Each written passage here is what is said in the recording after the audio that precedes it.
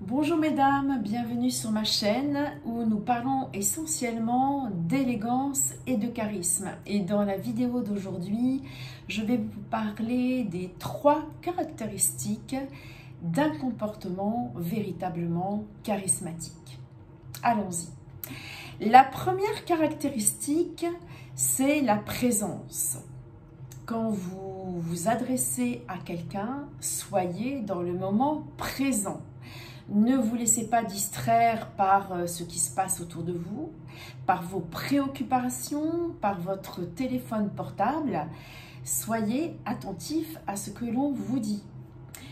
En effet, dès que vos pensées commencent à vagabonder, eh bien, il va se passer dans votre regard, ne serait-ce qu'un dixième de seconde, une déviance, c'est-à-dire votre regard va dévier légèrement et c'est ce que l'on peut appeler l'incongruence.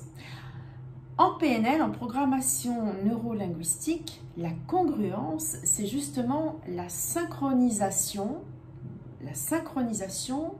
l'alignement de ce que nous disons, c'est-à-dire du verbal, de la manière dont on le dit, c'est-à-dire du paraverbal, c'est ça, et également du non-verbal, c'est-à-dire de votre langage corporel.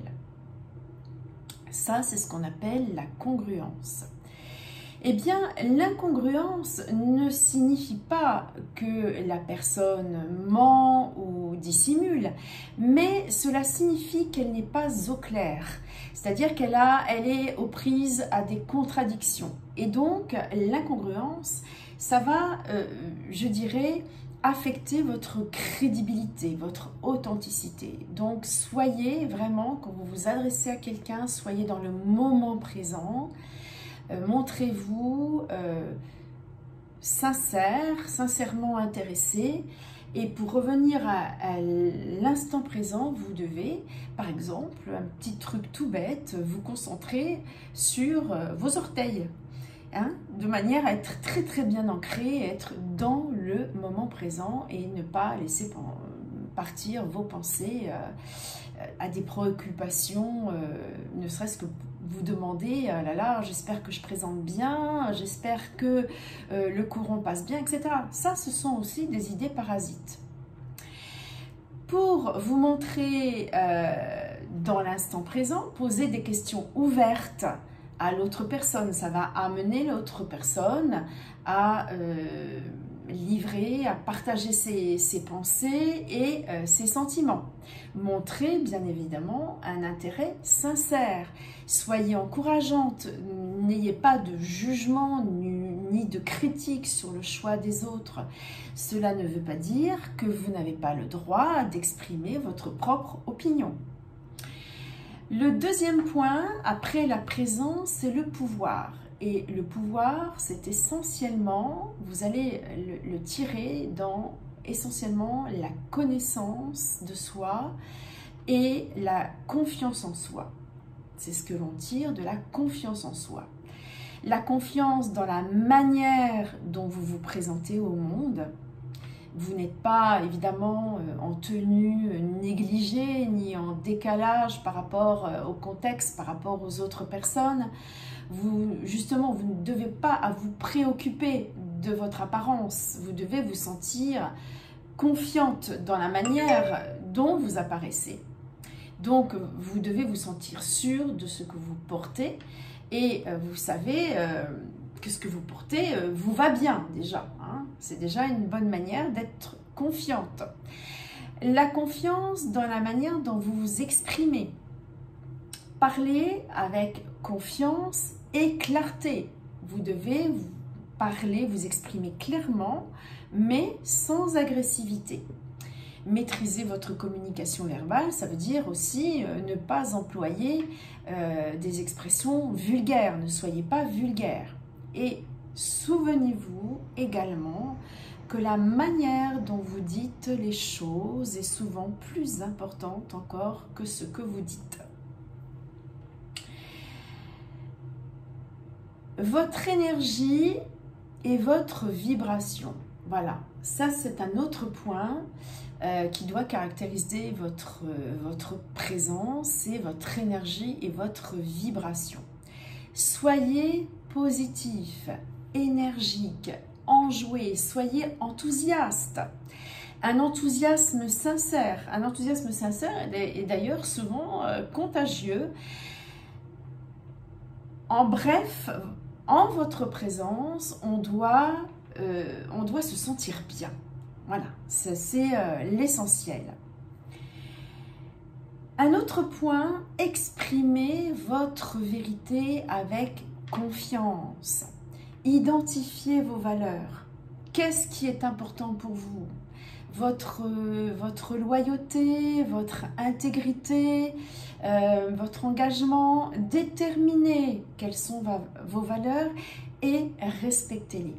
Restez cohérente et fidèle à vous-même. Faites ce que vous dites et dites ce que vous faites. Un autre point, c'est votre humilité. Ne soyez pas non plus la personne qui a toujours son mot à dire, sans même que les autres, sans même vous préoccuper si les autres ont envie de l'entendre, ont envie d'entendre votre avis. Et puis, ne soyez pas non plus la personne qui sait tout mieux que tout le monde. Alors, évidemment, oui, osez vous affirmer, mais attention à la manière dont vous le faites, tout simplement.